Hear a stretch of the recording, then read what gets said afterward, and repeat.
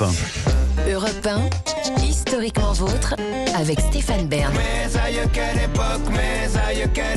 Alors, on va remonter le temps, mais on va pas si longtemps en arrière dans le temps, avec Gavin Clemente Ruiz, notre chroniqueur voyageur du guide du routard. Gavin, on retourne à l'école avec vous, mais alors des écoles qui ne sont plus lieux de savoir, mais lieu de mémoire, et pour une raison bien sombre, évidemment. Exactement, Stéphane. Ce sont des écoles qui sont devenues des lieux de torture. Il faut bien le dire, il faut s'en rappeler. L'école n'est pas que synonyme de savoir, et on s'en rend compte quand on va dans ces pays. Alors, j'ai parlé tout de suite du Cambodge. Le Cambodge, quand on arrive à Phnom Penh, on se retrouve dans cette capitale et on peut visiter Tuol Sleng. C'est quoi ? C'est un camp. C'est un camp d'extermination, le camp S21, comme on l'appelle sur place. Et c'est aujourd'hui devenu le musée du crime génocidaire. Alors, quand on est là, c'est vraiment, c'est glaçant, hein, vraiment. On arrive, on se retrouve dans cette école et on a l'impression que les Khmers rouges qui étaient là au pouvoir dans les années 70 ont quitté complètement les lieux juste avant vous. Il y a toujours les bancs, il y a toujours les tables, il y a toujours le tableau. Et c'est là, dans ces lieux de savoir à l'origine, où on devrait se plaire, eh bien c'est là qu'on torturait des hommes et des femmes. Ah oui.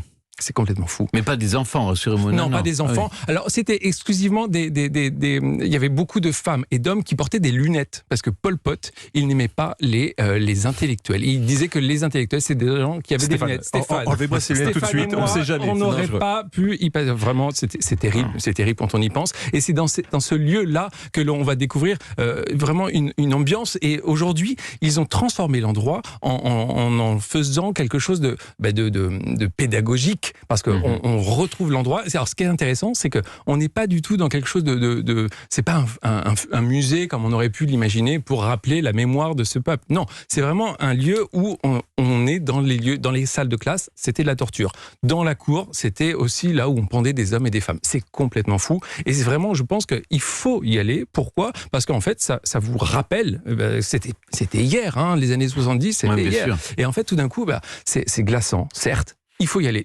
Certaines personnes peuvent ne pas apprécier, mais je pense qu'il faut vraiment y aller. D'ailleurs, je vous conseille de lire un livre qui est très beau sur le sujet. C'est un livre de François Bizot qui s'appelle Le Portail, et sur l'un des bourreaux d'Ouche, il raconte toute son histoire. Et il y a aussi le film de Riti Pan qui s'appelle S21, la machine de mort khmer. Je vous conseille, c'est vraiment très prenant. Ça fait partie de l'histoire. Mais cette école, Gavin, c'est pas la seule, malheureusement.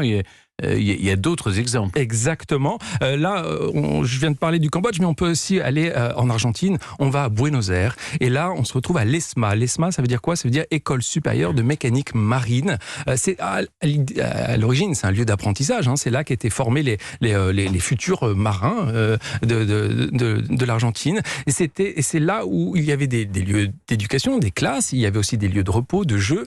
Et on enfermait clandestinement pendant la dictature militaire argentine de 76 à 83. Encore une fois, imaginons l'époque. Et c'est là, en plein centre-ville, que l'on torturait à l'intérieur de ces lieux, près d'une avenue très centrale, hein, Libertador. Et imaginez seulement que les élèves étaient dans l'école et dans les sous-sols et sous les toits, dans les combles, il y avait des opposants qui étaient retenus et qui étaient torturés. Rien que ça me glace.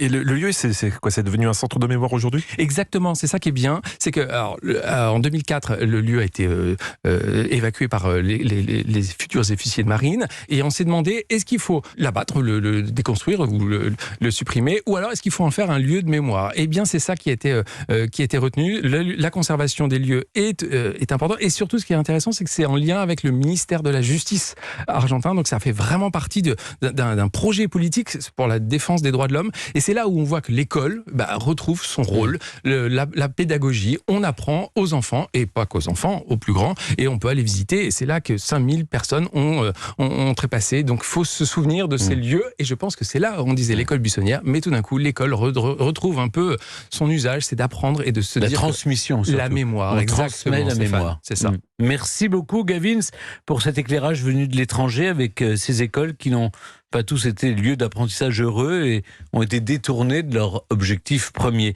On vous retrouve dimanche aux côtés de William Lémergie dans Balade en France de 11h à 12h30 sur Europe 1, n'est-ce pas ? C'est ça, toujours des sites de savoir-faire, d'apprentissage. On va découvrir des lieux insolites et c'est assez intéressant. Parfait. Historiquement vôtre, eh bien...